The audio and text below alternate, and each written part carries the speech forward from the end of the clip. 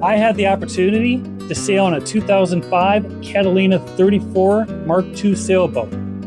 The owner is so happy and proud of the sailboat, Sailing Vessel Advocate, that it inspired me to publish this sailboat review. Hi, I'm Sailor Eric, and if you're interested in sailing or boat maintenance, you have come to the right channel. Let's start by identifying the type of sailboat a Catalina 34 is, because there are a lot of sailboat types out there to choose from and compare with. There are three main categories I use to classify sailing vessels into buckets. Number one is ocean-capable cruisers. Number two, coastal cruisers. Number three, performance racers. The Catalina would be found in the coastal cruiser bucket. What characterizes a coastal cruiser? These boats will generally have a sleek, thin keel, with the keel often bolted onto the hull and with an unprotected spade rudder. This, in addition to other design choices, will keep the cost to produce such a sailboat down, while facilitating a vessel that is easy to operate and maintain. Sailors who might lack experience or wish to sail socially on weekends or covet convenience will find these sailboats of high value. These sailboats would generally be designed to provide moderate performance, high comfort, and an appealing cabin space. What makes Catalina distinctive in the coastal cruiser category? There are many things. Catalina is a popular recreational sailboat on Lake Michigan for good reason. The boat maker is well reputed for quality and support. The Catalina Owners Association is very active with high membership. These Frank Butler designed sailboats are a perfect compromise between performance and comfort with a high quality and affordable price. There are not many sailboat makers that can boast the kind of production numbers Catalina enjoys, which speaks to the successful navigation of market, price, performance, comfort, ease of operation, and quality. Approximately 1,800 Catalina 34s were produced, which is an extremely high number. Perhaps one of the most, if not the most popular model of a cruising yacht since the 1990s. The 34.5-foot length and almost 12-foot beam makes this sailboat very manageable while facilitating a pleasant sailing experience in the majority of wind and weather conditions. Any boat owner will tell you that the running expenses increase as the length of sailboat increases, and a well-performing 34-foot sailboat deserves attention and consideration.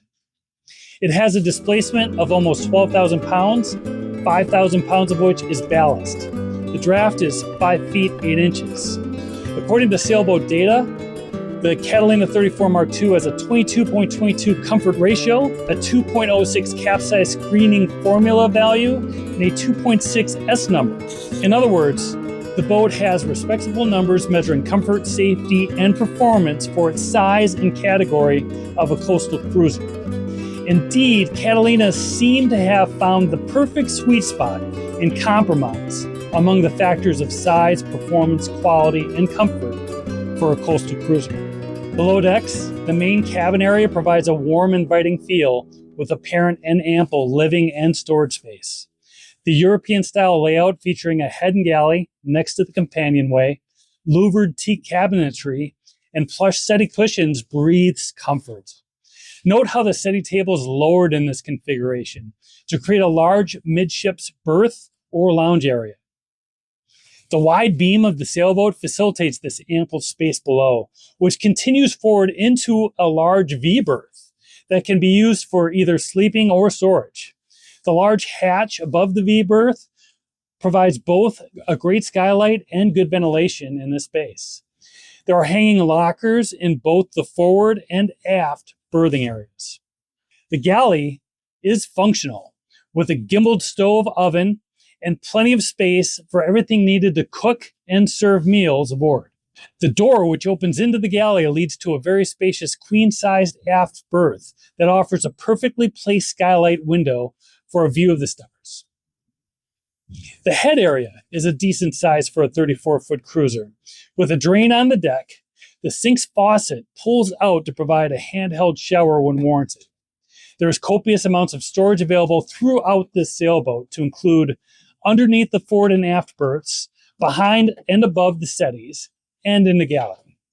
Like most sailboats, the engine, a universal M35, is accessible underneath the companionway. This engine provides decent power to the three-blade feathering prop, and the owner is happy with the propulsion provided by this craft. Above decks, everything is well organized and functional, facilitating an easy sailing experience. There is no exterior woodwork, and that decreases the maintenance burden and adds to the sleek, no-nonsense aesthetic of this sailboat. The cockpit offers a lot of space. There is a small drink holder hutch forward of the helm. Also of note is the open transom, facilitating easy access to a stern swim platform. The self-tailing winches are adequately sized and well placed. Sailing and managing this Catalina is easy, with all the lines directed into the cockpit.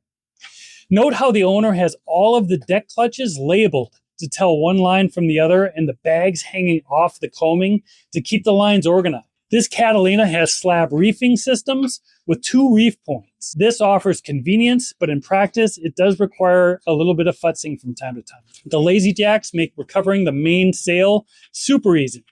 We sailed this Catalina into 9 to 11 knot winds on a beam to close reach, and she performed very well. She is super maneuverable, where the sailboat responds to a slight movement on the helm. In the recent past, I've sailed this Catalina in a steady 25 knot wind, and in that case, she could easily get overpowered without attentive helming and reefing. Let's hear from this owner's perspective on the benefits of owning a Catalina Mark II. They sail well. They're easy to sail. They're quite numerous, so parts are easy to get. And the 34 particularly seems to be highly marketable. I wanted this boat because it's got a deep keel, so it points well. Catalina puts in a lot of nice little features to adjust for a cruising boat. It's got an adjustable backstay, a lot of control lines for the mainsail, and it's a nice size. She's a nice pocket size. You can sail the Great Lakes anywhere you want with it. Do you single-hand her at all? I do. Okay. And it's very easy to single-handed. Everything comes back to the cockpit. Lock down the wheel a little bit, and you can do pretty much everything. It's comfortable but functional at the same time. It's easy to dock, very easy to dock anywhere. You can go into harbors pretty much anywhere and get in because it's not too big. So I'm the second owner, and we bought it in 2018. It's a 2005, and the first owner took excellent care of it. The aftermarket for Catalina 34 Mark IIs is holding up very well, with asking prices ranging between $75,000 to $100,000 for a Mark II built post-millennium. While older and earlier Catalina Mark Is built in the late 80s to early 90s can be found below $40,000. A quality and easy to manage sailboat at an affordable price? Consider the Catalina 34.